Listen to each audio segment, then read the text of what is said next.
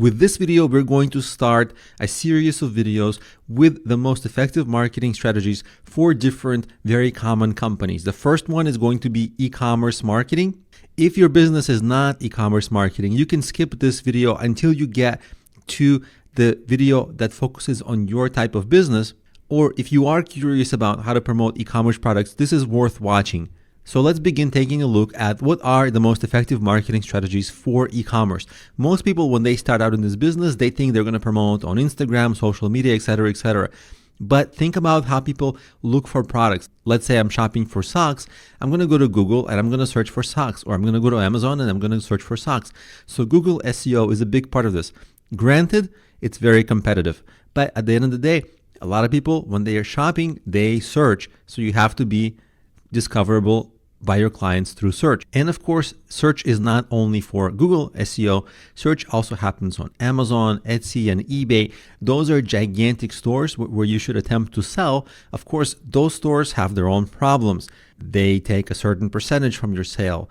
They have other requirements, and so on and so on. They have challenges, but also they have tremendous benefits like millions and millions and millions of shoppers who are there already. Also, you should experiment with search-based ads on Google. There are certain kinds of ad for products that Google has. It's a shopping ad. And the reason I recommend that is specifically because when people are searching, they already want that product. So search is really important for us and we have to hit it from all angles. So Google SEO is free and the search-based ads are paid ads. Also, you want to do retargeting ads. People who come to your site, you want to bring them back to your site, and you would run retargeting ads on Google and Facebook. Retargeting ads are those ads that if you go on some website like Amazon and then for some reason then you're on Facebook and you see that ad for the product that you saw on Amazon is shown to you on Facebook, well, that's retargeting that they're doing to you. And a small business can set up that as well. And those are good for bringing warm leads back to your site. When people come to your site the first time, they're kind of a cold lead and they don't necessarily buy from the first time. That's why it's really important to bring them back. And that's the role of the retargeting ads. In addition to that, you want to do social media, but not for exact direct selling, which is what most people think. Social media is fantastic for providing support and engagement and retention. So if somebody discovered you but didn't buy from you, you can keep reminding them about you on social media. It's really hard to sell on social media directly unless you have a highly visual, highly catchy, amazing product. For most e-commerce situations, social media is just not that effective at sales.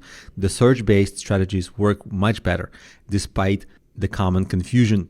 And of course, it must be said that product quality, which is going to get you good reviews and recommendations, is extremely important. If people love your product, they're going to leave good reviews. They're going to show it to their friends. If they hate your product, they're going to leave bad reviews and you're just not going to grow. So quality is extremely important. Now, what happens if a product is new or doesn't have a lot of demand? Like socks, example that I used, okay, it has a lot of demand and so people search. What if search is not available?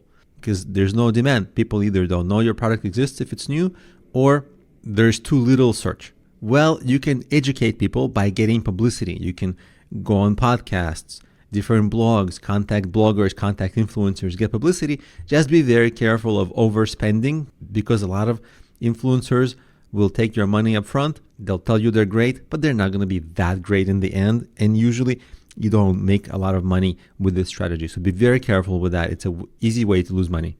You should also still do retargeting ads on Google and Facebook. Notice the thing that's missing is the search-based ad because there's just not a lot of people searching. And you want to get into online communities that you think are a great match for your product. So if your product is new, but they just don't know that it exists, you want to get into the Facebook groups they use, the LinkedIn groups they use, advertise maybe around the YouTube videos they watch. Wherever your target market hangs out online, you have to get there somehow, depending on what they do online and who they are, and make sure that the people in those groups and communities become aware of your product. So that's how you'd approach the situation if you have a new product or product with no demand. But if you have a standard product, then it's a lot of search-based strategies. Did you find this insightful? Was it useful in your journey to improve your productivity and increase your bottom line? If so, we have some good news for you. Along with other outstanding lecturers, we have developed a wealth of resources, including tools and online courses, many of them which are free, by the way, in order to help you develop your understanding of your business, bring clarity to your journey, and see what works for your enterprise. Get in touch today.